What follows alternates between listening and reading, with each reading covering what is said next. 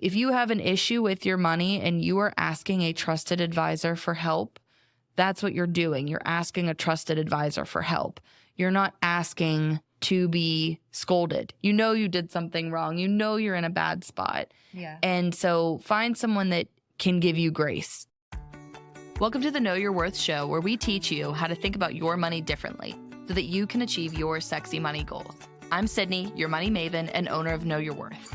And I'm Kristen, Sid's dime piece bestie, team member, and busy mom of twins, here to make sure that those of us without a financial degree can still level up with each episode. Let's get started on reaching your next goal.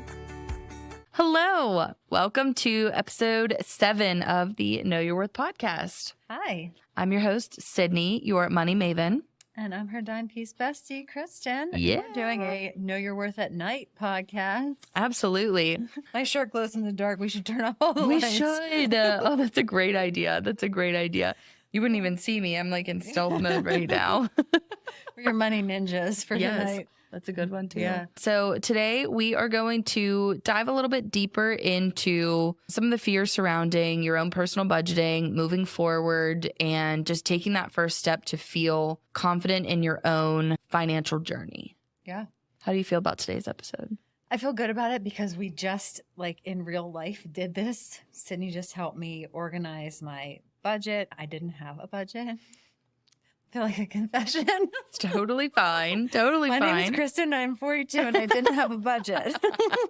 But I do have a budget now. So she helped me create a budget. Yes. She helped me look at my taxes because I thought maybe we had some quarterly taxes due. Turns out I don't. Whoop, whoop. And we looked at my debt. And so made that look a little less scary. But honestly, leading up to this, I was a real dramatic mess.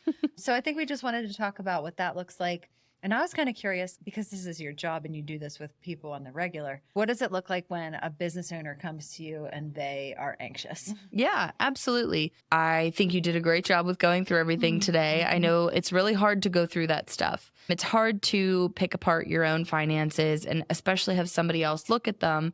It feels like you're like just gutted open for everybody. It feels like you're naked in your middle school cafeteria. Yeah, I know And it's not a everyone's fun looking at you. feeling. It's not.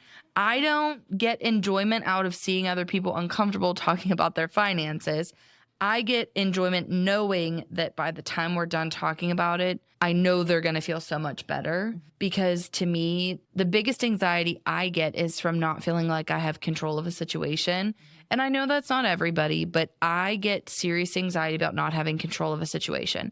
And my finances, if they ever felt like they're not in my control, or I'm feeling like I'm going off the rails a little bit and I don't know what's going on, that's when my anxiety really skyrockets. For me, one of the easiest ways to get that back in control pretty much every time is just do like a finance check. Like how I said, Alex and I do that. We do like a finance check-in or a finance date where we'll go through and we'll realign our budget, make sure we're on track, kind of see where some of our flub ups have been in the past maybe month or two, and then how are we going to correct them or stay on track. So I know that for me, that's what I need to do, is just check in, get it back on track, see where I'm at. And then I feel so much better because I know I have a plan.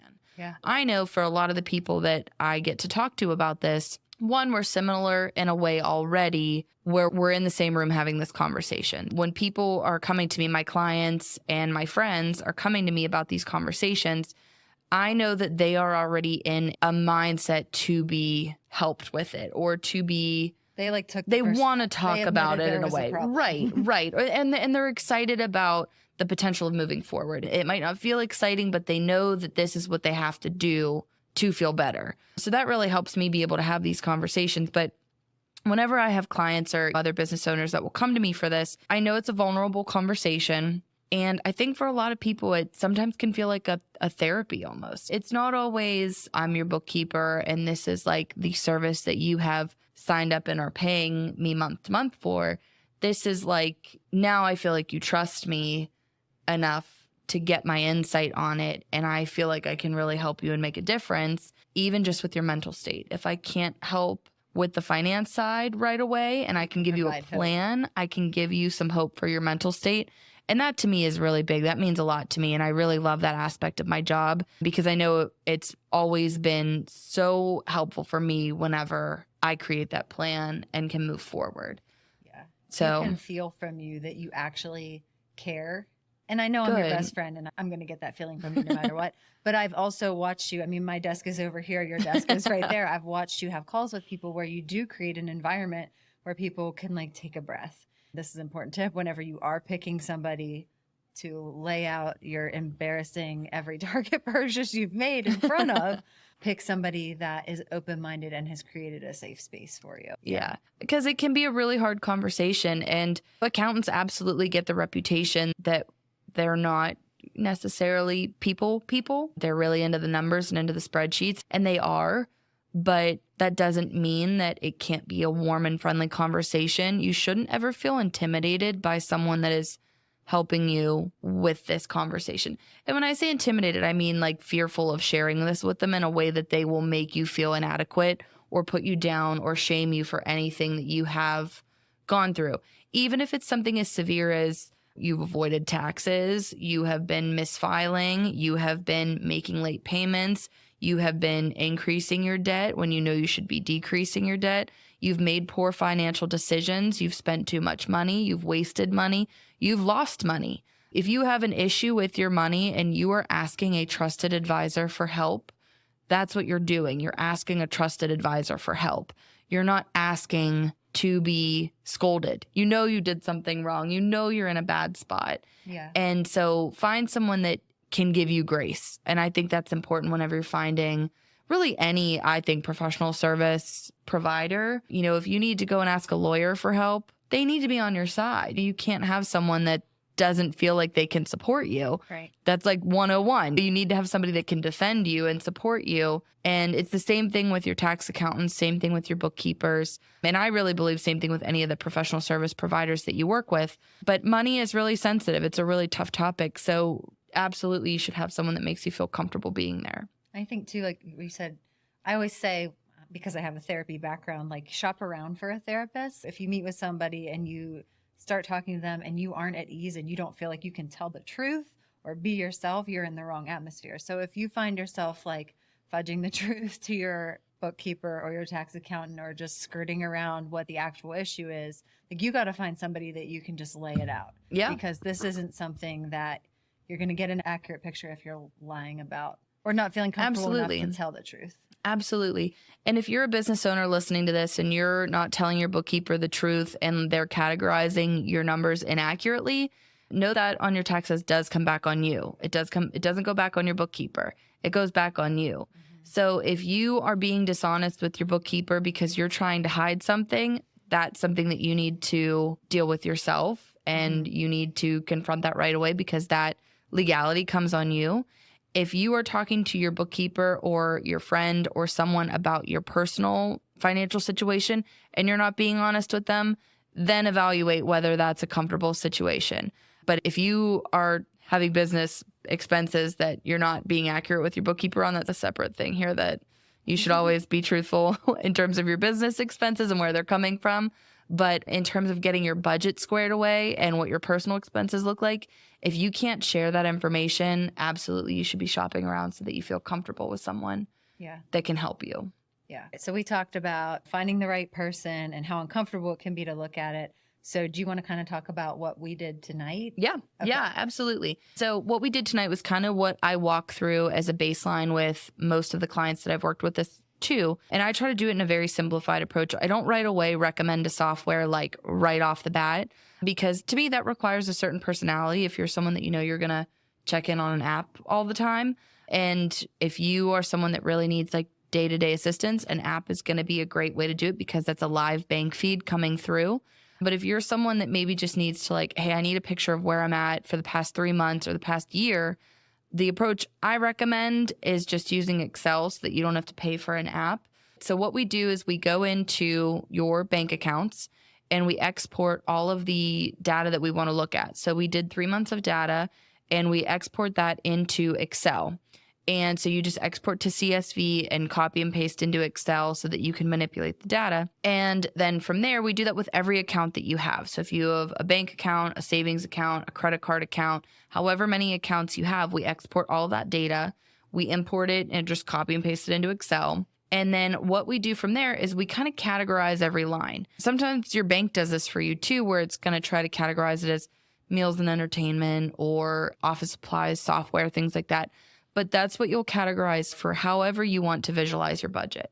So make all the categories that you feel like is necessary. So you have travel, you have rent, you have insurance. Exactly. Yeah. Insurance, medical, school, really any category that you want to break out. If you want to break out your utilities all separate, you can have electric, you can have water, you can have gas, you can put them all separately, or you can combine them into just utilities. But you break out all the categories that you really want to evaluate. And then you put that in a column next to all of your expenses. So you'd go through and you'd say, okay, if you're from Western Pennsylvania and Sheets, that's typically gas, it's travel expense. So you would put gas next to that. And then if you are a little bit Excel savvy, you could make a pivot table that would just right away categorize and sort based on those expenses. So for the past 3 months, your total in all of those categories will automatically calculate. If that's not something that you are savvy with, you can reach out to us and we have this template ready to go that we could send to any of the listeners. If that was something that you're looking for, you can email us at info@knowyourworthpgh and ask for that kind of just expense budget spreadsheet that we have. And It's sorcery. It's Excel. It's sorcery. I was watching her do all this thing and a little freak in the spreadsheet. Lots of sum if formulas and mostly just sum ifs. So if any of my Excel friends are out there, just a lot of sum ifs. We put some data validation in there. So we got some lists, some drop down lists. It's very sexy. And we did a formula for what month we're looking at. And then we did a bunch of sum if formulas to, auto populate what your expenses are. And we created a budget. So one tab was a budget. The next tab is actual. So it's laid out the exact same way, but it compares what you expected it to be to what it actually is. And so every month you add in those expenses, it auto populates into your actual tab. And then we did one more that was an over under tab. So it would subtract basically what was our budget and then what we've pulled from that budget. And we did that for income and expense. So that way you can see, okay, if in meals, I expected to spend $400 this month in meals. This month I spend $600 in meals. On that over under tab, you'd show up as you went over $200. It's a really neat tool. And I really recommend looking at that because one, it's free. You don't have to spend any money on it. It gives you a very clear picture. There is nothing missing if you are downloading all of your bank transactions because it's true cash in, cash out. And it forces you to sit down and really manipulate your numbers yourself. I do think there is something to be said for looking at this in Excel as well, because you really can get a feel for how many transactions there are. So it kind of magnifies the detail. Where in the app, it's very easy to just get your summarized number. Mm-hmm. You don't necessarily have to categorize everything because the app kind of learns for you. And that's really wonderful, I think, as a constant check-in if that's something that you are interested in. I use an app and I love it, but I'm not good at checking it every day. Mm-hmm. So anytime we need a big refresh, I'll either do Excel or I'll do the app, kind of depending on where my brain's at that day. Yeah. Sometimes I just like manipulating in Excel, and sometimes I just want to see an app with a chart that's already done and I know it's in real time. So it kind of just depends on what you're feeling. But again, the Excel version is free. And it really gives you that more detail, like how people say, when you handwrite notes, it helps you remember them.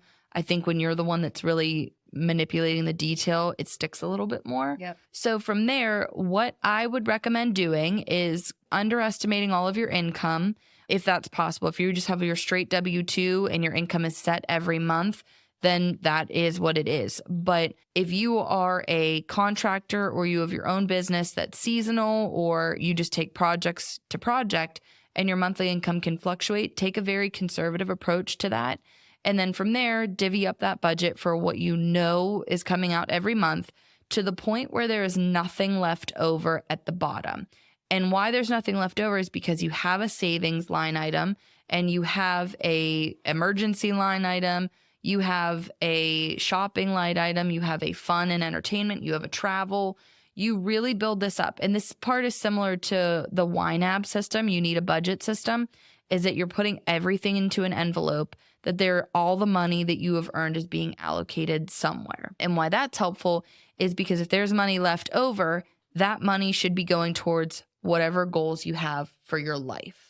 And that means if your goal for your life and your sexy money goal is investing, then that extra money goes to investing. If your sexy money goal is to travel, then it goes to travel. If your sexy money goal is to be debt-free, then it goes to paying off that debt. And it can change every month where that extra amount goes. But if you know you're hitting all of your goals and your budget before you get to that extra amount, then you should feel no shame around spending that money to align with your goals. If you already have folders and kind of lines in your budget set aside for saving, for investing, for an emergency fund, for the home renovation projects that you have to do, for the gifts you have to buy for Christmas, whatever it is that you know you have to cover, if you've covered all of those lines and you're saving, you're investing, you're paying off debt, that extra money should be spent guilt-free. There's no reason why you shouldn't be able to spend that money guilt-free. Because you've hit every goal you need to do. So then now, where do you want to feel that attention go to? What lights you up about spending that money?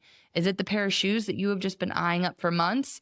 Then buy them. If that's what is covering that and you've hit every other envelope, buy yourself the shoes guilt-free. And then the next month, it might be, I want this month to invest that $200 more. So we put that to investing. The next month, maybe an unexpected expense came up that you had to put on a credit card. Then maybe the next month it's a real priority to pay that back down. So that's where you really want to allocate every single dollar that's in your budget so that you don't just think you have leftover money and you're kind of spending it willy-nilly. If you can reduce your budget, if you see every month, okay, my meals and entertainment expense, I budgeted $500 and I'm consistently at $400. Great, you don't need it. You can be building it up if you want, or you can be reallocating that to save for a different goal.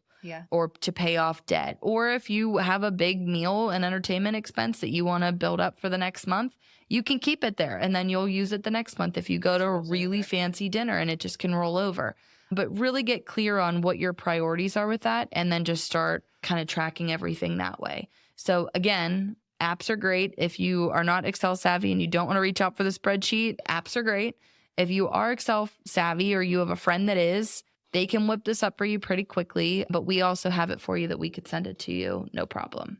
Yeah. I think the most eye-opening part for me was because I wasn't looking and I'm just like going on a wing and a prayer, my brain, when there are holes in the understanding, will fill in negativity like, you don't make enough money, you suck, there's not enough for this, there's not enough for that. So looking at it with you, when you were like, I got most of it done and it looks pretty good, like my anxiety immediately went down. Good. And then when I saw my actual numbers and I was like, oh, if I tightened up here and here, this is not scary at all. Like I'm actually doing better than I thought I was, where I assumed that I was doing worse. Do you think it's true that most people probably assume they're doing worse? Absolutely. Absolutely. There's very few people that think they're doing so great and they're not. Like it's totally the other way. Yeah. Like it's totally the other way. Most people think that they're doing bad and they're actually doing well. Yes. Yeah. Yes. Will you talk about, without like sharing my personal nightmare? Of course. Oh my gosh. What did you do to show me the debt stuff? Yeah. So one of the things that I like to utilize and to think about, again, is like the potential. I'm a very forward thinking, like very futuristic thinking person. This was a tool that really helped me and Alex whenever we had and carried credit card debt. Excel already has a template called Credit Card Payoff Calculator, and Google Sheets has a similar one. Again, if this is something that you want and you can't find it in Excel, you can absolutely reach out to us for it. But all it is you put in the total amount of the debt that you're carrying, you put in the interest rate, you put in the suggested minimum payment, and then you put in the proposed minimum payment. So it's truly just 4 things that you have to enter in. It's a simplified version for sure, but it's perfect. Then they have 4 bars at the top that will say, this is how many months it would take you to pay off if you did the minimum payment. This is how many months it would take you to pay off if you did your proposed payment.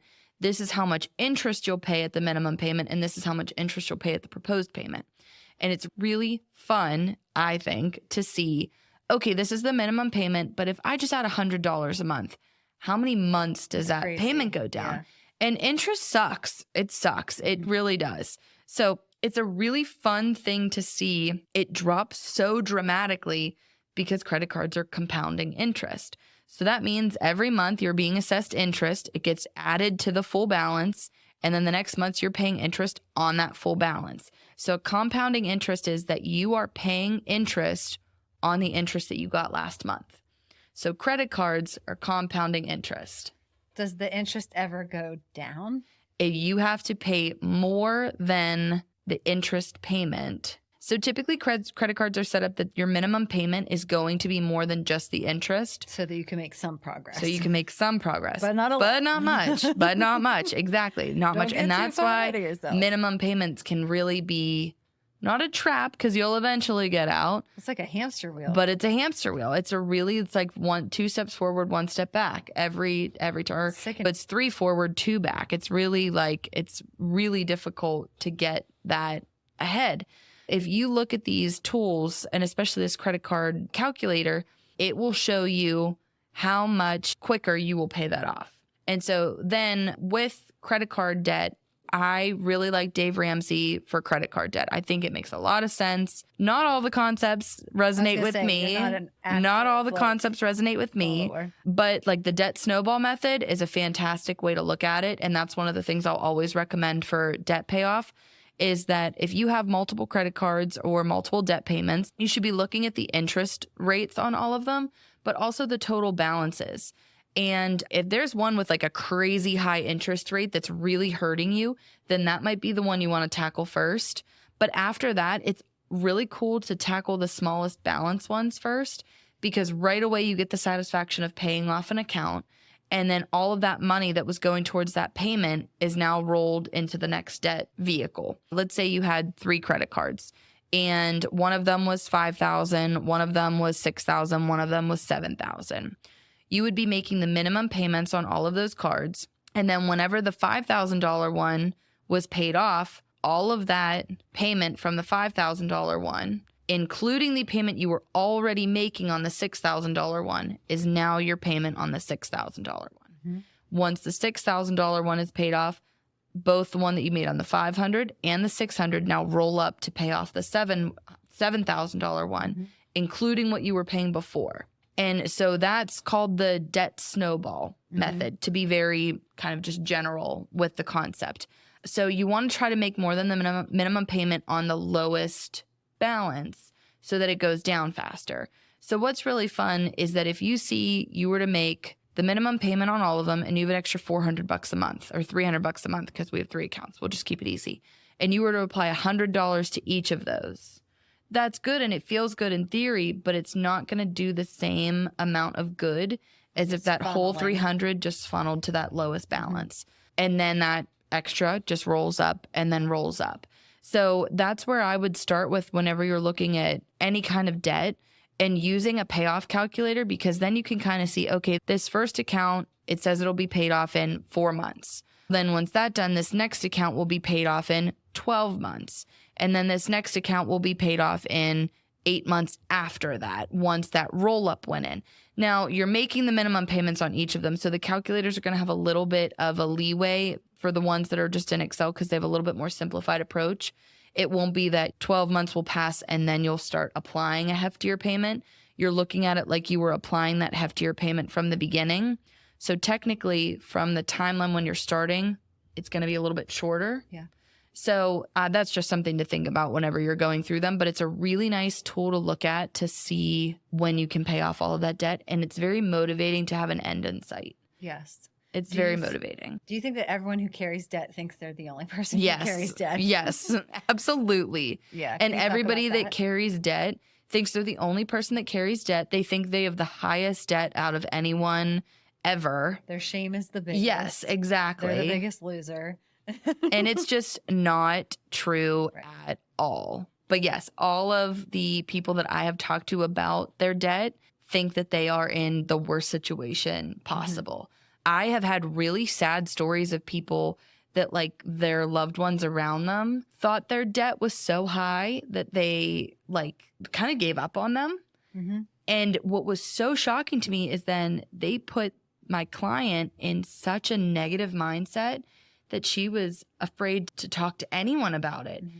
And when she came to me to talk about it, it was not a lot.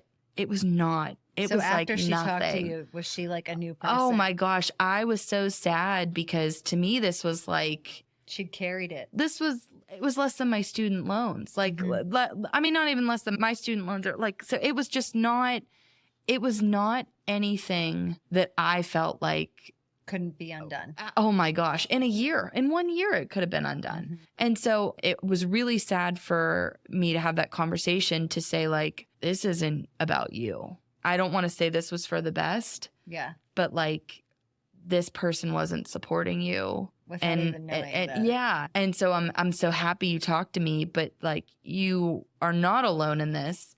You are not even in the top 10 of the amount of debts that I've heard. And I feel so sad that this has really been eating you up for so long and affecting you so deeply for so long, because you are really going to be fine and it's going to be okay. So that was really sad. And that's where it really can be so taxing on you.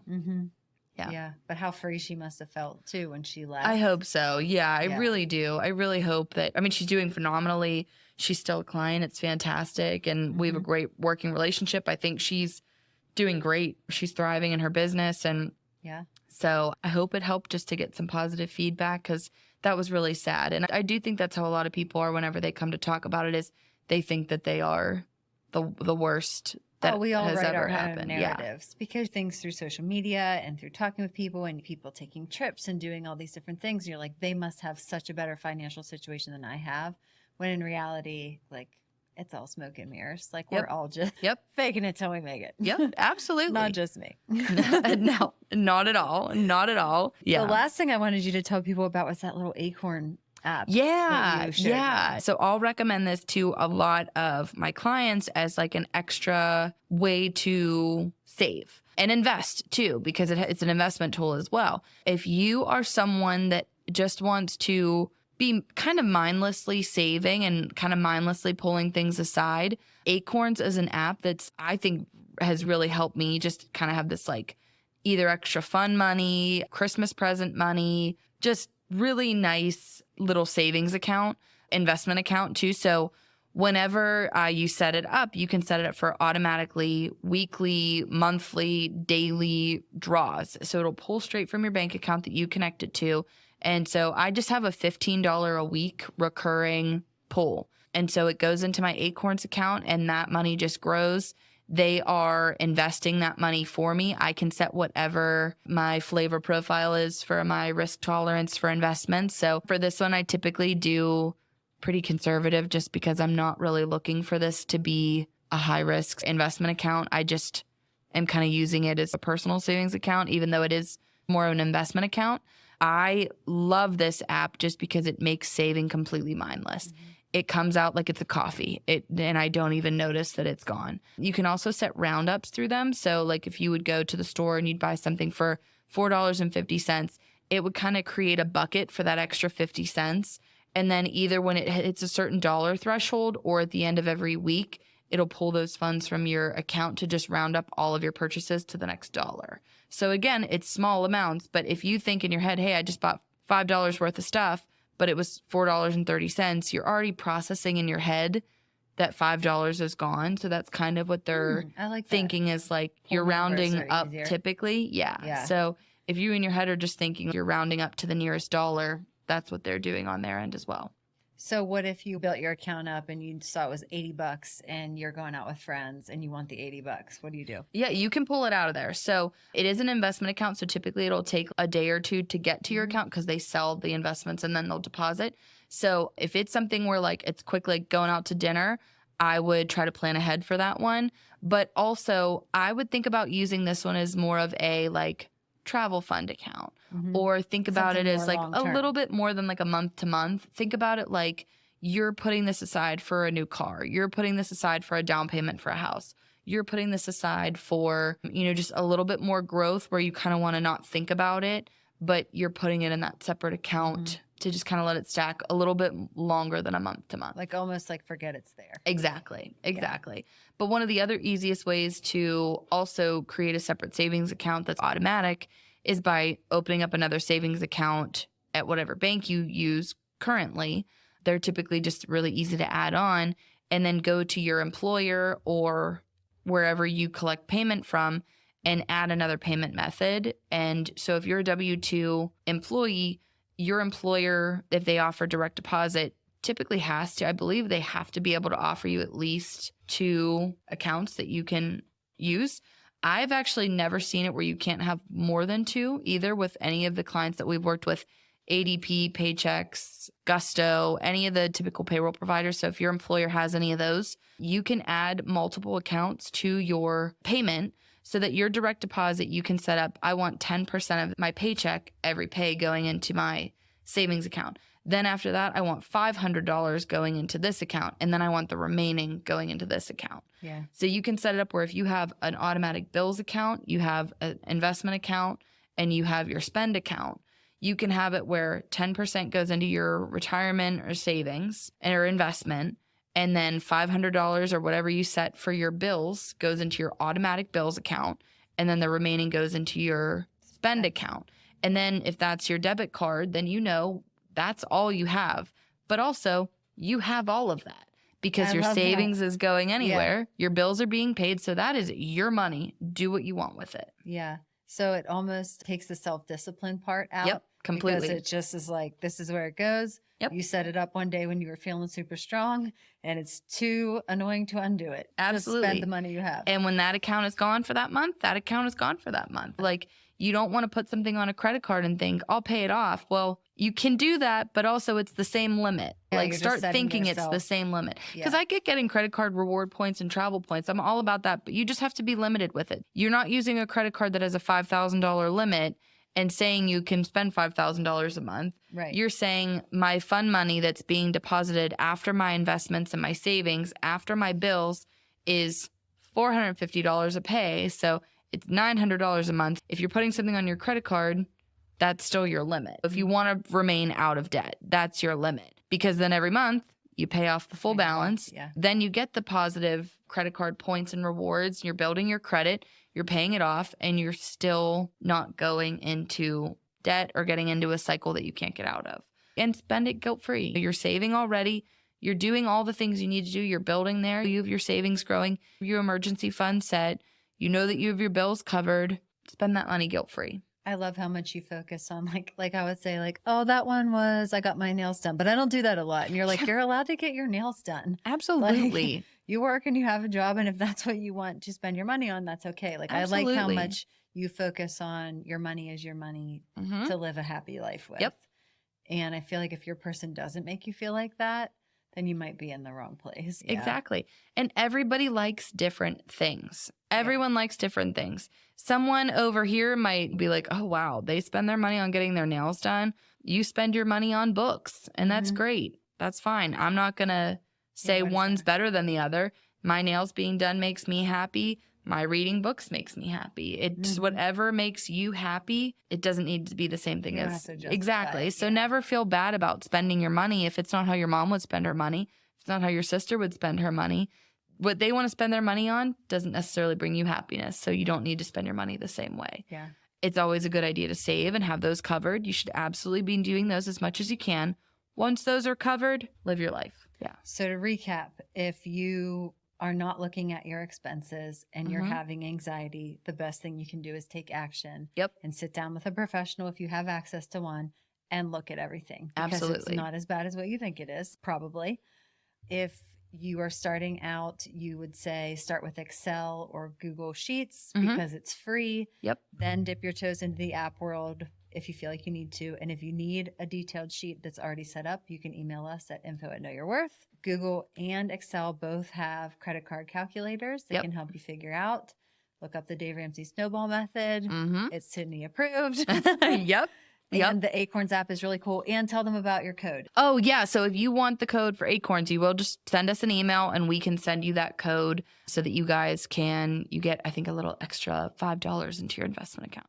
It's not all that much, but don't worry. It's still a little kickstart there. But we can send you a code if that's something you're interested in. Let us know. And after that, one of the other things that I just wanted to point out too before is with those savings, if you are self-employed or you have to have quarterly estimates, your taxes should also be a separate account there too. I just wanted to say that. Yeah. That'd be a great idea to have a separate account for your taxes. Or part of your savings that's going aside is in addition, it's maybe 10% for investment and savings, and then add an additional 20% for taxes. And so now that account's maybe 30%. and it's taxes, investments, savings.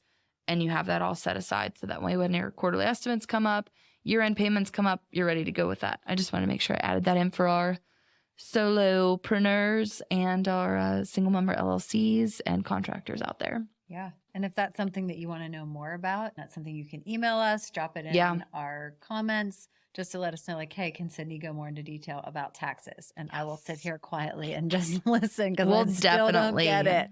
Definitely go into more depth about taxes, especially as we come up towards the end of the year. Never better. Like a skeleton, a person. Yeah, right. It's great. Taxes are good.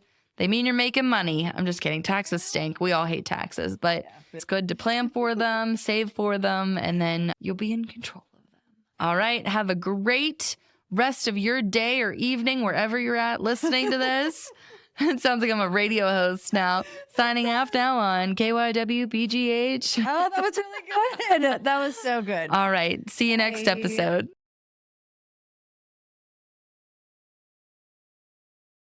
If you found a bit of inspiration in this episode for achieving your sexy money goals, click the subscribe button on your favorite podcast app or YouTube so that you never miss an episode.